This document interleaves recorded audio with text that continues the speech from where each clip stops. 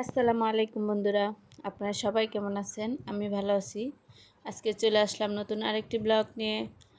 এই যে দেখেন, নিজের গাছের শাক পাড়া হইতেছে। আজকে শাক রান্না করব চিংড়ি মাছ দিয়ে, পুঁই শাক। আপনাদের ভাইয়া শাক পাড়তেছে দেখেন। আমার ভাগ্নি ভিডিও করতেছে।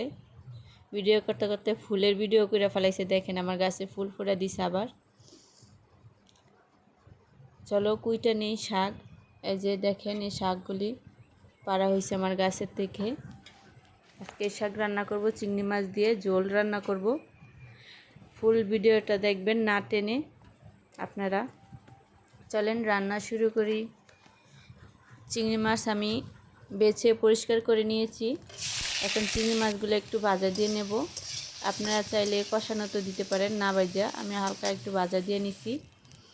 এই যে দেখেন আমার ভাজা কমপ্লিট হয়ে গেছে। এখন সেই তেলে পেঁয়াজ কুচি দিয়ে দিলাম। পেঁয়াজটা একটু কালার হয়ে আসলে তখন আমি আস্তে আস্তে সব মশলা দিয়ে দেব। আদা রসুন বাটা দিয়ে দিলাম। আমার ভিডিওগুলি যদি ভালো লাগে তাহলে প্লিজ সাবস্ক্রাইব করবেন, লাইক করবেন, কমেন্টস করবেন কীরকম হয়েছে রান্নাটা। দেখেন আমি আর মশলাটা ভালো করে ভাইজা একটু পানি দিয়ে দিলাম, লবণ, আদা রসুন বাটা তো দিলাম, একটু লবণ, হলুদ আর মরিচ বাটা দিছি এটাতে আমি এই রান্নাটায়। দেখি তোমারটার ক্যামেরা ভালো নিতেছি, ভালো বাটা মোবাইল পাল্টাম। দিয়া তখন মশলাটা কষাবো। আর সে মশলায় আমার আলু কষাইতে ভুলে গেছি, তাই পরে আমি আবার আলু দিয়ে দিলাম সেই পানিতেই, কষানো হলো না। এটাই ভালো করে একটু কষাবো, এখানেই সিদ্ধ হয়ে যাবে আলুটা। তারপরে আমি শাক দেব। এই পর্যায়ে আমি চিংড়ি মাছও দিয়ে দিব আলুর সাথে। এই দুইটা আবার একটু নিয়ে কতক্ষণ রান্না করব। এই দেখেন আমার আলুটা অনেকটাই সিদ্ধ হয়ে গেছে। আমার আলুটা কষানো ছিল কিন্তু মনে ছিল না, সেজন্য কষানো হয়নি। এই যে দেখেন আমি এই পর্যায়ে শাকগুলি দিয়ে দিলাম, লাড়াচাড়া দিয়ে তখন আমি হালকা একটু পানি দিব, বেশি না। সে পানিতে আমার রান্নাটা কমপ্লিট হয়ে যাবে আর শাকের থেকে অনেক পানি উঠবে। এই যে দেখেন আমি শাকগুলি দিয়ে দিলাম। এই পর্যায়ে পানিও দিয়ে দিব, দিয়ে ঢাকা দিয়ে দিব আমি লাড়াচাড়া দিয়ে।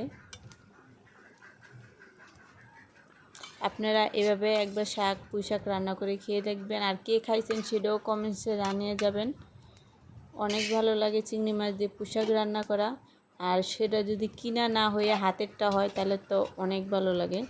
নিজে হাতে তৈরি করা শাক, লাগানো শাক। যে দেখেন আমার রান্নাটা, যে শাক হয়ে এরকম হয়েছে, চুপসে গেছে আর পানি উঠছে অনেক শাকের থেকে। আমার রান্নাটা প্রায় কমপ্লিট হয়ে গেছে। একটু জলজলি রাখবো, পুঁই শাক চিংড়ি মাছ দিয়ে ঝোল রান্না করব। যে দেখেন আমার রান্নাটা কমপ্লিট হয়ে গেছে। এখন আমি নিয়ে নেব বাইরা। এই যে দেখেন আমি বলে বাইরা নিতেছি। আমি সবসময় যে জিনিসে রান্না করে ডাইলা নেই, আমি সেগুলাই আপনাদের সাথে শেয়ার করি, আলাদা কোনো কিছু নেই না। দেখেন আজকে এ পর্যন্তই। আপনারা সবাই ভালো থাকবেন, সুস্থ থাকবেন, আমাদের জন্য দোয়া করবেন। ভিডিওটা ভালো লাগে সাবস্ক্রাইব করে আমার পাশেই থাকবেন। আজকে এ পর্যন্তই। আল্লাহ হাফেজ।